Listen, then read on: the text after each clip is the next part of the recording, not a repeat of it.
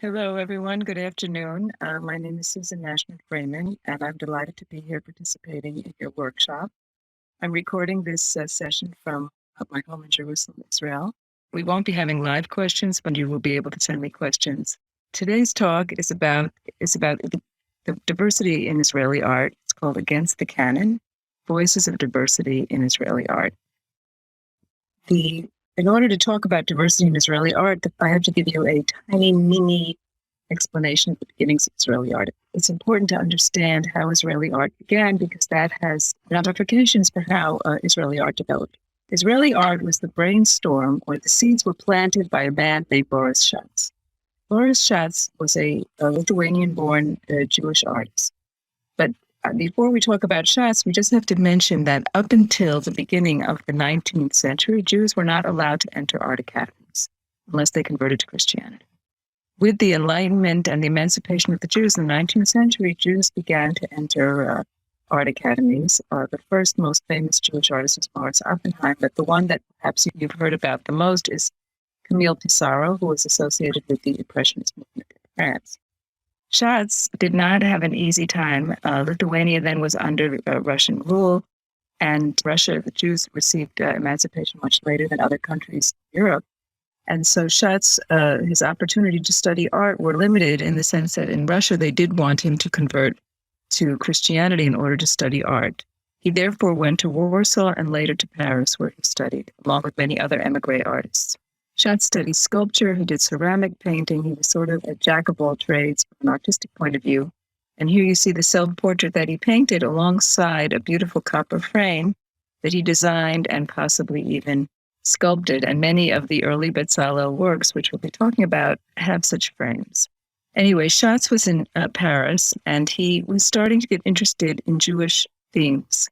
He did a small sculpture of Mattathias. Mattathias was, as some of you might know, the father of the Maccabees. He led the revolt that we celebrate on the holiday of Hanukkah. This took place in the 2nd century BCE, from the years 168 to 167. And here you see at the bottom of Mattathias, you see that he's standing on the head of a Greek soldier here. You see the head of the soldier, the helmet with its plume. Here, the sculpture has been lost, but at the time it was exhibited in Paris, the king of Bulgaria saw it and was immensely impressed. And he invited Schatz to Bulgaria to create an art academy there. Now, what Schatz did was unique is that he traveled all around Bulgaria engaging with local artists, local craftsmen, and bringing young artists with him so that he developed a school of arts and crafts there based on traditional arts in Bulgaria. And it was quite a success. And due to a personal tragedy, Schatz wound up having to leave Bulgaria. But the idea of starting an art school based on this model in Bulgaria took hold of him when he got involved in the Zionist movement. Schatz then spent a lot of energy trying to convince Theodor Herzl of the wisdom of this idea. And he told, when Herzl said to him, well, what are you going to name your art academy? He said, I'm going to call it Bezalel. And this is after the name of the biblical Bezalel ben Uri, who was the builder of the tabernacle in the desert. And here you see the text from the Bible, the book of Exodus, where it describes Bezalel's calling and the wisdom, the knowledge of his various skills that he had. He could work in art, in gold, in silver, and in brass, and cutting in stone. So this multi-talented man was in charge of the building of the desert tabernacle, and hence Bezalel became the name of the school that Schatz was to found in Jerusalem in 1906. Here you see Schatz with a painter who stayed very briefly at Bezalel, Arnold Lachowski, standing in front of the Bezalel building. This is the building they ultimately moved into and was the location of the school up until 1980 when the school moved to Mount Scopus. This building still exists and is now an art center and also houses like a little mini museum of Schatz's life because he lived right next to the school. His life and the school's life were intricately involved, and that was probably one of the problems of management that he had in the school. Schatz was also a character. Here you see him walking around in a long jalabia and a pith helmet, sort of giving him a very exotic air in Jerusalem of that time. Now, what were some of the characteristics of Bezalel? Well, what's interesting to note is that The Bezalel school was influenced by two different things that were both a bit outdated by the time that Schatz implemented them. One was the Art Nouveau style. Now, the Art Nouveau style is a decorative style that flourished in Western Europe and the U.S. from 1890 to 1910. If some of you know the Paris metro stations, they were built in that Art Nouveau style. There are some buildings in New York, also in other major cities of the world, where it was used. It's characterized by sinuous lines and giving everything sort of a vegetal or plant-like or living appearance. So here you see the seven-branched menorah, which is also the symbol of the state of Israel. Was to become the symbol of the state of Israel much later, but here it's almost depicted like a tree with living branches. This also applied to the lettering, and though it's hard to see here, the word that appears here in Hebrew is Zion, Sion. And it's very hard to read because the Art Nouveau lettering is very stylized. But this was one of the stylistic elements of Bezalel. The other influence on Bezalel was the arts and crafts movement. The arts and crafts movement was founded in England at the end of the 19th century. This was sort of a reaction to industrialization and the making of everything by machine that started at that time. And they believed in the value of craft and making things by hand. And Schatz also adopted this idea so that many of the items in Bezalel were one-off. Each piece was unique and different. And as you can imagine, that created financial difficulties for the school if everything was hand-produced and everything was different. Each piece was unique and different in its own right. Nevertheless, because of Schatz, Bezalel became the school of art in Israel. And here you see, for example, a Bezalel piece that was used at the White House at a candle lighting in December of 2015, where the president of Israel, Ruby Rivlin, was lighting candles in the White House with President Obama and Michelle Obama on his side. And this piece was made in Bezalel. This piece also shows you another influence, which is that the silversmith department of Bezalel was largely populated by Jews from Yemen, who traditionally were silversmiths, goldsmiths. And so you also see influences of their motifs in this work. So the early Bezalel is from 1906 to 1929, but it was reconstituted as a modern art academy. It's been located since 1980 on Mount Scopus, and now it's in the process actually of moving back downtown to Jerusalem. But they kept the original logo, the original old logo for Bezalel School still is used today by the Bezalel Academy on Mount Scopus. So that's how art came to Israel or Palestine at the time. It was a conscious effort to create an art academy for Jews, which had not existed anywhere ever before, and to bring art to the Jewish people as a way also as part of the normalization or the rehabilitation of the Jewish people who were downtrodden by so many years of persecution and second-class status. So art was also seen by Schatz and others as part of the healing and the rebirth of the Jewish people. So that's a very important statement to make in a culture which is traditionally considered aniconic and anti-art because of the second commandment. And that's a subject for another lecture in its own right. But today we're going to talk about contemporary art in Israel, because from the founding of the state in 1948 until about 25 years ago, there were certain artistic languages which were accepted and others which were frowned upon as part of the desire for Israel to be part of the greater art world and maybe to move away from particularism.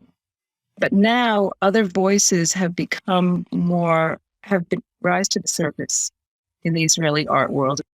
So we're going to see four different groups whose voices have started to appear in Israeli art. And I just want to say that each of these voices shows maybe the richness of Israeli society and also sort of the variety of what's called the tribes in Israel. Okay, so we're going to see four of these groups. One group that recently has come to the fore in the art world are, first of all, Israeli women and Israeli religious women.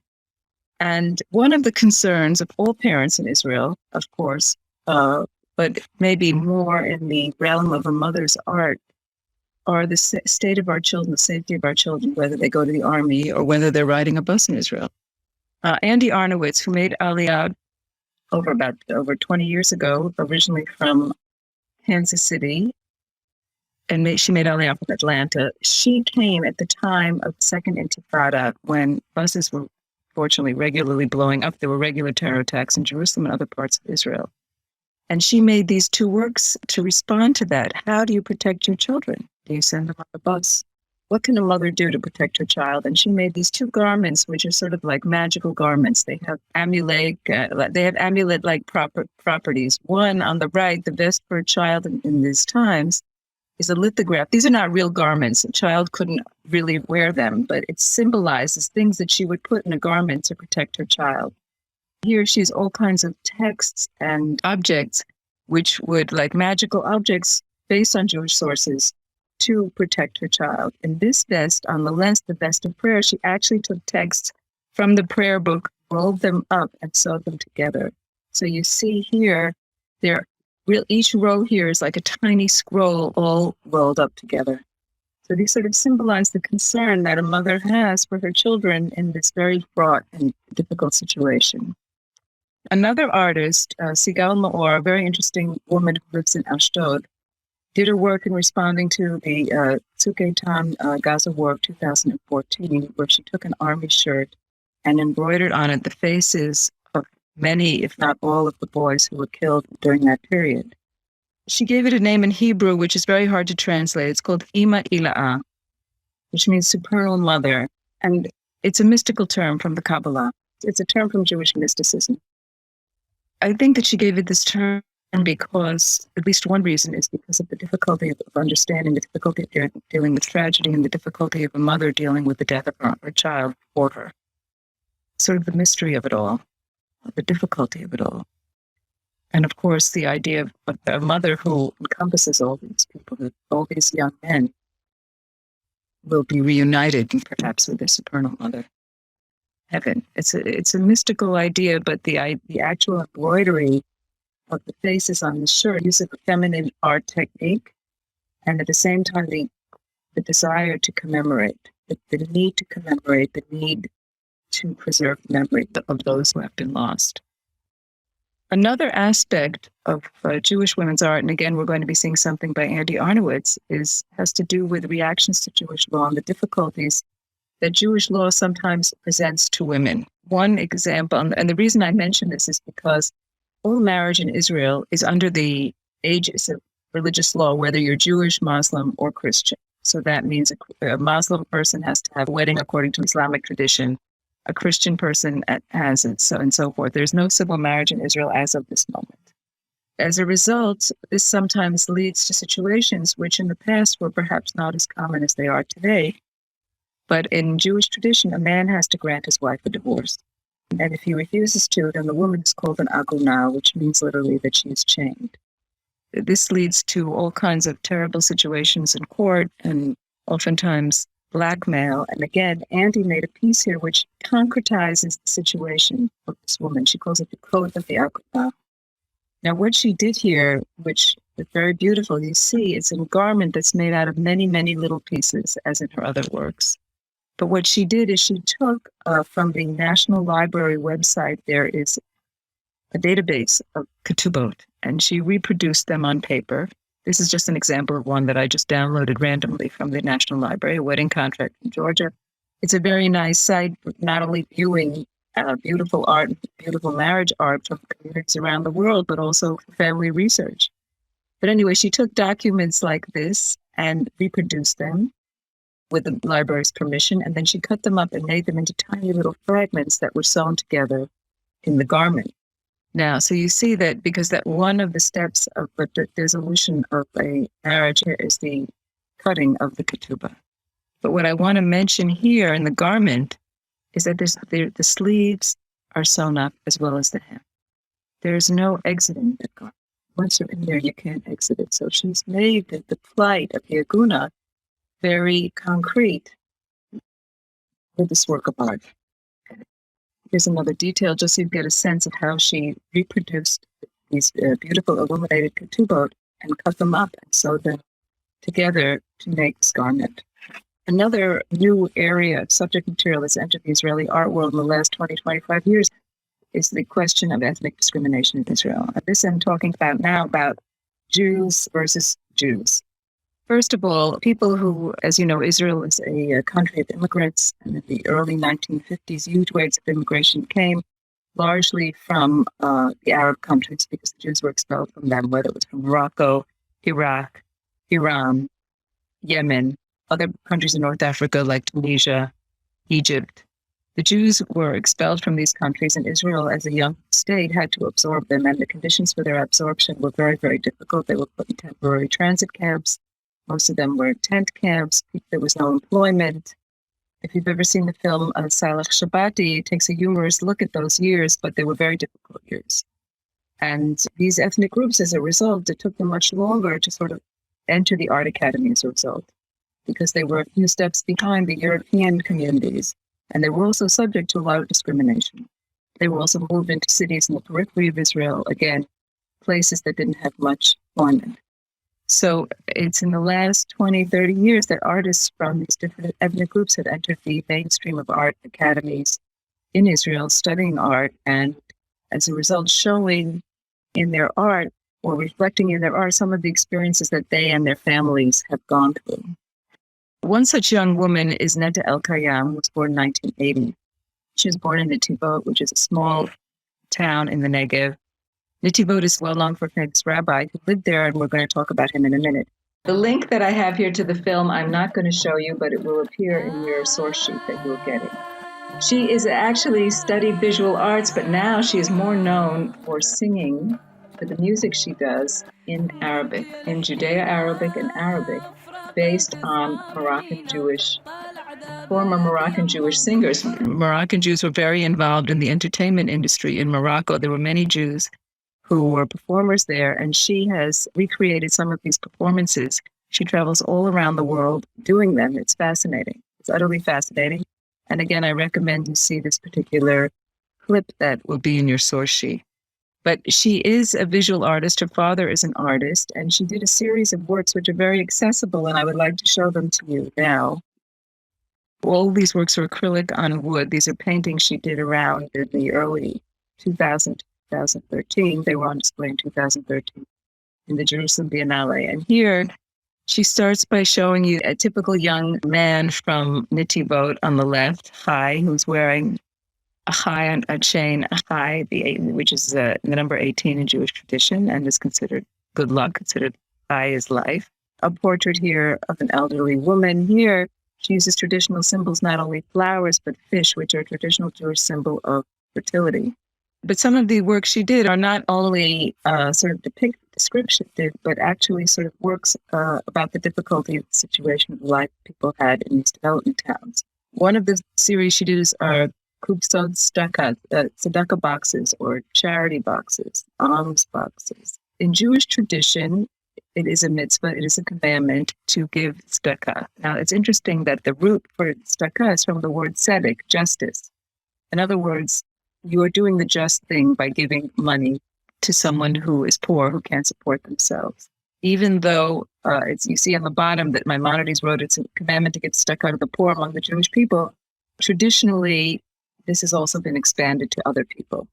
There is a notion that you should give first to the poor of your own city first, but as you know, there is this long line of Jewish tradition of giving tzedakah continues up until this very day in all kinds of causes. What she did, interestingly enough, here, she calls them kufsad tzedek. She calls them justice boxes because here it's not about charity. It's about giving someone work. For instance, this is parnasah, work. She made her own boxes with different needs that people have that people should give money to. The idea being that these things were not taken care of in Israeli society. This justice was not done, was not performed in Israeli society. Another work she has here was a challah cover she made. On Friday night, it's traditional when we say the blessing over the wine to also bless challah bread, and it is always covered up during the blessing on the wine. And here she made a challah cover that is embroidered, but it says here in Hebrew, it is forbidden to cry on Shabbat and Yom Tov. Okay, asur livkot b'Shabbat v'Yom Tov. Traditionally, a cover like this would just say Shabbat v'Yom Tov. It would just say Sabbath and Yom Tov, holiday. Yom Tov is a holiday. The cup in front, which symbolizes a goblet used in Kiddush, it says, be a good girl. So the stressors of life in these small towns the suffering that people went through when they made that transition from Morocco, from North Africa, or from any of these other countries to Israel, the distress was very great. Here she did something somewhat comical, somewhat tongue-in-cheek, but also very telling. I told you Netivot is famous because it has the grave of the Baba Sali. And when I made Aliyah, he was still alive, the Baba Sali. His name was Rabbi Yisrael Abu Chatzera, and he lived for almost 100 years. And he was considered a miracle worker. People constantly went to him for a blessing. And now his grave is a site of pilgrimage in Netivot. So Netivot is quite a religious city as a result. Anyway, his name, Baba Sali, means the praying father. And this is an iconic photograph of him. This is actually a photograph of the Baba Sali. This is how he looked, and this was a pose that became very famous. What she did is she took this pose and she put it on Ben Gurion, and she called it Baba Gurion. So she's got Ben Gurion dressed up as the Baba Sali, and here he's got a dictionary to learn Hebrew. It's Hebrew-Arabic dictionary. She's expressing a little wish here that it had only Ben Gurion taken into account the needs of these North African Jews and been more sympathetic to them, or tried to become closer to them. This is a very charming painting that's now in a private collection in Israel. But it's sort of a little bit tongue-in-cheek, but also expressing, again, the fact that the early founding fathers were not that interested in the Jews of North Africa, or they were interested in converting them into Western European Jews as fast as possible. And when that didn't work so well, there was tension. Here you see, of course, the pose of the Baba Sali and the pose of Ben Gurion. Another issue that she addresses here, and we're not going to go that far into it, but it's another issue of all of Jewish women, is the role of Jewish women in Jewish law. And here she depicts herself as a bar mitzvah boy. In some of these cultures, the girl is considered lesser than the boy. Everyone wants a son. And here she's expressing that frustration that she couldn't have a bar mitzvah, and she was behind the mechitza, the curtain. Here you see it. She's behind a kind of very diaphanous curtain. Her frustration not being able to get to the Torah herself, or that she was frustrated that she was a daughter and not a son, as perhaps her parents might have wanted.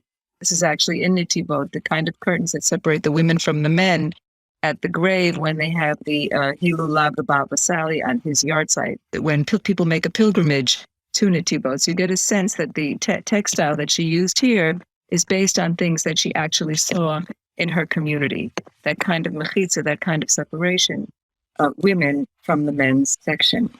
Now, another young artist that we're going to talk about is Tamir Tzadok. Tamir Tzadok is a photographer, but before we talk about him, I want to show you what his work is based on.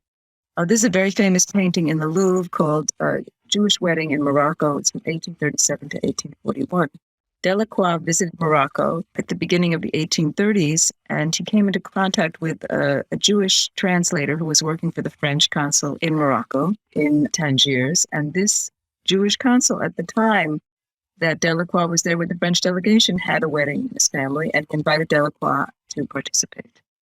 The painting was done much later, and it is more of a fantasy to create an atmosphere rather than an accurate representation, although many articles have been written about this painting, trying to understand what's going on, where are the bride and groom, and so forth. One thing that is authentic is that the Delacroix put the men on one side and the women on the other. There are Jewish guests, but there are also non-Jewish guests at this wedding. The musicians were Jewish. That is an authentic detail as well. But this painting, as I said, is in the theme of Orientalism and the interest of artists of the West who were being exposed to North Africa and points further east at that time in the 19th century.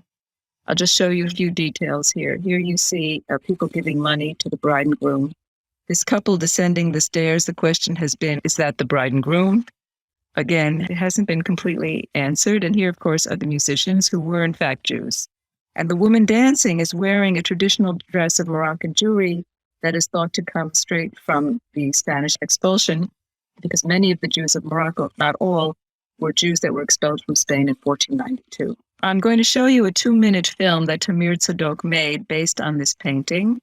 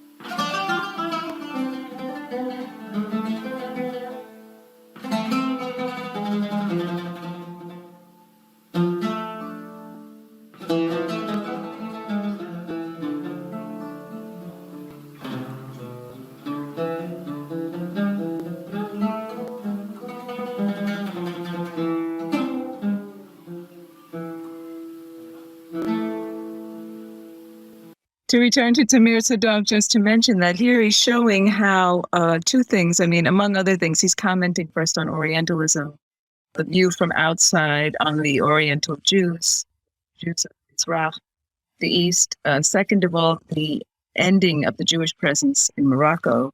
The third point is maybe suggested is that the importance of the music of the East for the Jews, the musical tradition has continued to some extent in Israel, this kind of attachment to music of the Levant, of North Africa, has continued among these communities as well. And that's maybe another part of their otherness to the Ashkenazi elites that founded the state of Israel in 1948. This artist, Meir Gal, now lives in New York, to the best of my knowledge, and teaches there. But Meir Gal, when he was in high school, his history book had exactly 9 pages devoted to the story of the Oriental Jewish communities, the Jews of the East. So he shows you in this photograph, he's holding the 9 pages out of the 400. So he calls it the West and the rest. In other words, the importance given to the history of European Jewry as opposed to the lack of importance given to the history of Jews coming from North Africa, other parts of the Middle East, and points further east.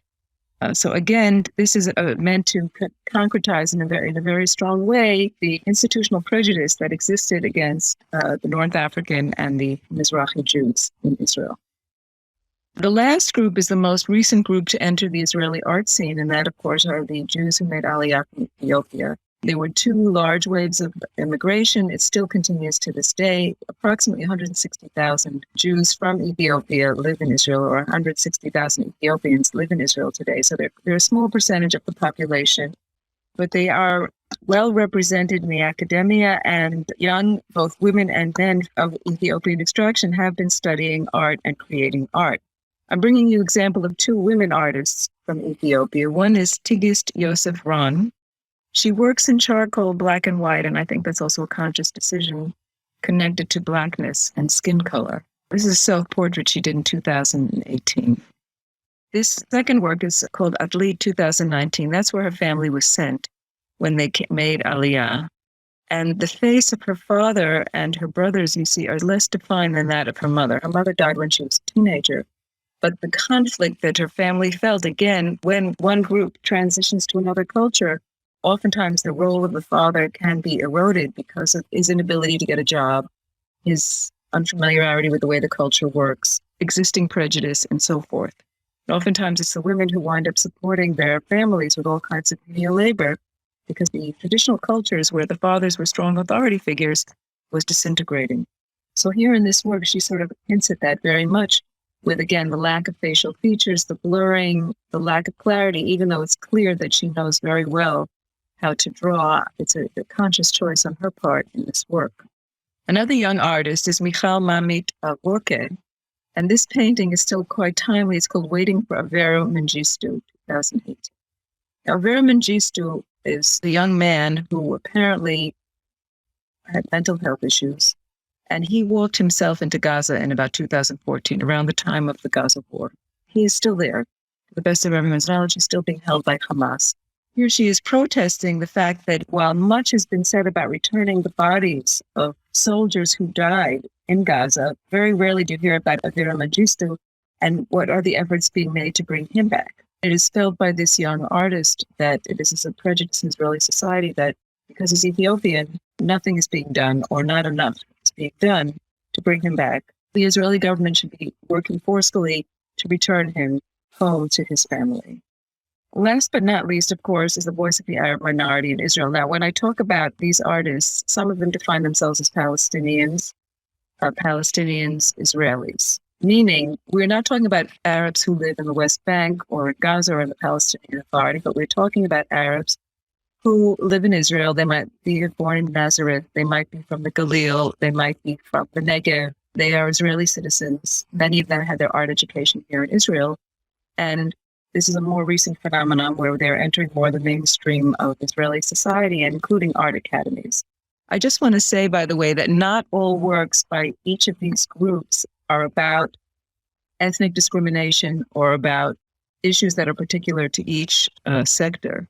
But I'm bringing works specifically that relate to the problems of the sector by these Arab artists, just like the Jewish artists deal with issues that are universal as well, not necessarily focused only on their situation. But for the purpose of this lecture, I'm bringing you works that are pointed or deal with specifically these issues.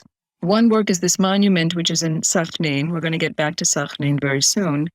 It was made by Abed Abdi, a local Palestinian artist, and an Israeli artist, Gershon Knispel, who was very affiliated with a movement in Israel called social realism, which was very much had to do with labor, depicting social conditions in Israel. This is the Land Day Memorial in Sakhnin. In 1976, there was a protest about land appropriation, and 3 residents of Sakhnin were killed on March 30th of 1976. And in commemoration of that, that day has been called Land Day, and this memorial was executed there in Sakhnin.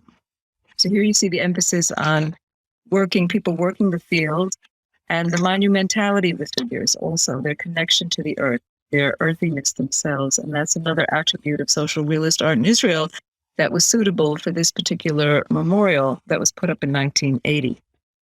This work is actually in the Israel Museum collection today. It is called Jericho First, and it's by Sharif Waked. Sharif Waked was born in Nazareth, and he now lives and works in Haifa and Nazareth, and he studied at Haifa University. His works are part of several permanent collections, and this is on view now at the Israeli Art Gallery in the Israel Museum. Now, it's called Jericho First because that was one of the steps of the original peace plan that Rabin signed with Arafat, that they would try autonomy first in Jericho. And I don't know if any of you remember this, but there actually was even a casino in Jericho that Israelis were going to, as well as drawing tourists from other parts of the world. But what he did here, which is actually very clever, is he took a motif from a mosaic that's in Jericho. It's from the Islamic period, the 8th century CE, in a place called Hisham's Palace. This mosaic has recently been restored and open to the public, open to visitors, people who can visit Jericho. Here you see a beautiful tree, but what you see underneath are gazelles, and the gazelle being attacked by the lion. And what the artist did is he took this motif and he keeps adding to it, keeps adding color to it. As you see, it progresses from the left and to the right until the very last piece is this big circle where you just see a tiny hook sticking out. And here you can say he is making a political statement, right? He's saying, who knows who started, right? Who has started? It's all one big ball of wax. Of course, he painted it red. It's full of blood. But he's saying, this conflict, we can't see who's who anymore. We're just so involved in the conflict, we can't even see the forest for the trees. It also can be viewed in the universal sense of the struggle between weak and strong, innocent and cruel, good and evil, and the difficulties entailed in that struggle, and somehow the difficulties of untangling ourselves from that struggle and ending it. This woman, Amira Zian, is a Druze woman who is a very gifted photographer. She does very, very many works. And her works do relate to her situation as a Druze woman in the sense that she has never married. She lives at home. Druze women apparently are not allowed to drive. The Druze are not Muslims. They have a secret religion. So her works in this case relate to the position of the women in the family. These are photographs that are large photographs. She's prints them on aluminum or on some kind of metal, which gives them a very luminous quality. So here you see this photograph, Samira, from 2017. And what she's done is she's taken the woman completely out of the photograph. All you see are her working hands sifting flour. So you see the role of the women in the domestic life of the Druze family. So this is also a statement about the role of women in their society and how they're somewhat in the background, or they're not important, or they're judged just by the housework that they do. The photographs are strikingly beautiful. Here's Shireen, who's washing a pot. So again, all we see are her hands, the pot, and the soap, sort of on this black background. So here, Vera Zian has made a comment about the role of women in Druze society and their invisibility in a way, which is a very, very interesting comment, very interesting, and she has many, many interesting works. This woman, Raida Adon, is a very interesting woman because her father is Jewish and her mother is Muslim. She grew up in Yaffo. So she really, in herself, embodies the political conflict of living in Israel. She did a very interesting video work, which was on display in the Israel Museum about 2 years ago. I can't show you the whole thing, but in the source sheet, you will get a link to a trailer. And she depicts herself in this suitcase, in this like dollhouse.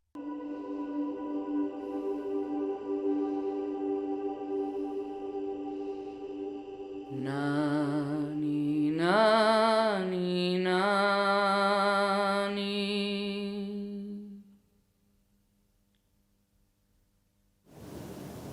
Ui shorul mami.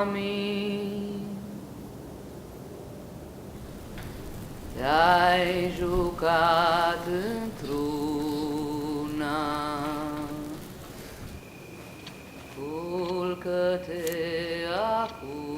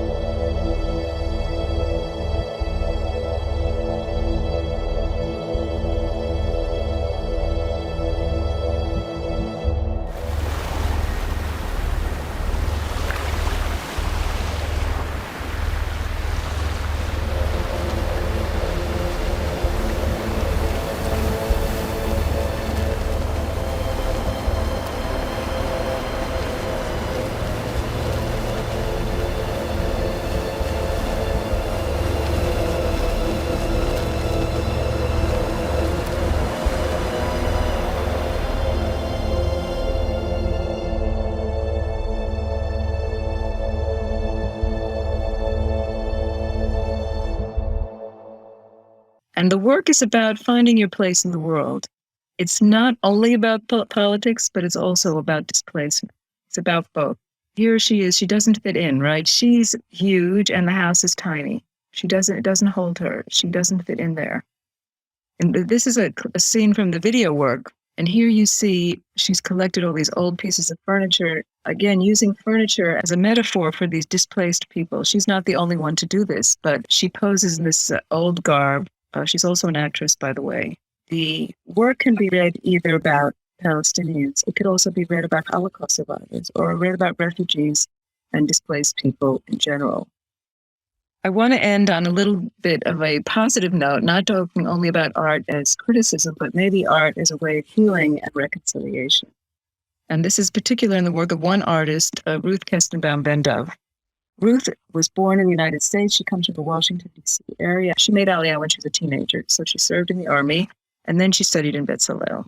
She lives up in the Galil in a small community called Eshchar, which is a mixed religious and non-religious community. And she's been interested in having contact with her neighbors for quite a period of time. She did a whole portrait series of neighbors, and this included a woman from one of the villages named Hasna. This work is now in the collection of the Al-Fahim Gallery, which is a very interesting gallery of Israeli and Israeli Arab art in Al-Fahim. But there are two works of Ruth's that I want to show you. This one she did in 2005, and it's called Remembrance 2. This work is very based on Jewish sources. It's based on the commandment that whenever you build a house, you have to leave a 70 by 70 area unfinished to remember the destruction of the temple. So in this work, Remembrance 2, she made such an actual canvas. And in the center, she has a little depiction of Jerusalem. Now, what is this depiction of Jerusalem based on? It's based on an actual building that exists in Rome. During the Renaissance, it was thought that a round building was an ideal shape. And as we know, the Dome of the Rock is an octagonal shaped building. So this idea of a building in that shape was often used to represent the temple, even though in fact our temple was not round or octagonal, but rectangular. But this image entered the Renaissance imagination, and here it became the printer's mark of a printing company in Venice that printed Hebrew books. The name of the printing house was Giustiani. That was the non-Jewish owner who hired Jews to print Hebrew books. So here it says Temple Beit HaMikdash, and the quotes here around, it says here, the glory of this latter house shall be greater than that of the former, say the Lord of hosts. So it's about hope for the rebuilding of the temple.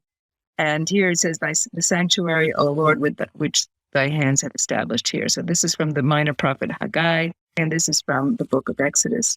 This is the halacha I was telling you about the necessity to leave an unfinished part in your house as a remembrance of the destruction of the temple. And that also has to do with why the glass is broken under the wedding canopy in traditional weddings. And this notion of always remembering the destruction of Jerusalem also was in synagogues. And here in this synagogue in Germany, which no longer exists, it says here, Sha'al Zal. Here you see it here, Shin Ayin Lamed Zal, which is an abbreviation for Shechor al Gabei Levan Zecher Lechorban, black on white remembrance of the destruction. This is kind of a folk custom that appeared in many synagogues in Europe, not only in Germany, but also in Italy. So this notion of black on white as a remembrance of the destruction was incorporated by the artist in this work. But what she did instead is she changed the original Hebrew text and made it sort of a more welcoming kind of remembrance of Jerusalem. Instead of what was there appeared originally, she added this verse from Isaiah, "For my house shall be called a house of prayer for all peoples," meaning that Jerusalem will be open to all and that there will be a time of peace. So this is a very beautiful work and showing her aspiration for peace and coexistence in Jerusalem. The second project she did recently, maybe inspired by the COVID period, is she decided from Eshchar, from her village, you can see the Arab city of Safnin. And from Safnin, you can see Eshchar. So she did a series of canvases where one day she would paint in Eshchar the view towards Safnin. And then she went to Safnin and found a family that let her paint on their rooftop. This is her painting of Safnin from her Eshchar rooftop. And this is the view to Safnin from Eshchar. This is the finished painting. And this is where she was painting in Safnin. And here, she included her hands in the painting. So here's Safnin looking towards Eshchar. So you see Safnin in the foreground and Eshchar here in the background. So again, this trying to reconcile two different point of views, how the people in Safnin see Eshchar and how the people in Eshchar see Safnin. And the trying to combine or trying to reconcile these 2 points of view and to hold them together and live with them together. Okay, to conclude, first of all, as I said, in the last 25 years or so, there are more and more divergent voices that are present on the Israeli art scene. The works of art that you've seen are a variety of styles, media, a lot of video art has entered the Israeli art scene, photography, in addition to the painting that you see. And I would argue that the variety of voices is a basic sign of a healthy democracy and freedom of expression in Israel, even though it has its moments here. But by and large, these different voices are heard in Israeli society and are widely exhibited. I want to thank you for listening today. I look forward to any questions that you might have, receiving them. Thank you again. Lehitraot.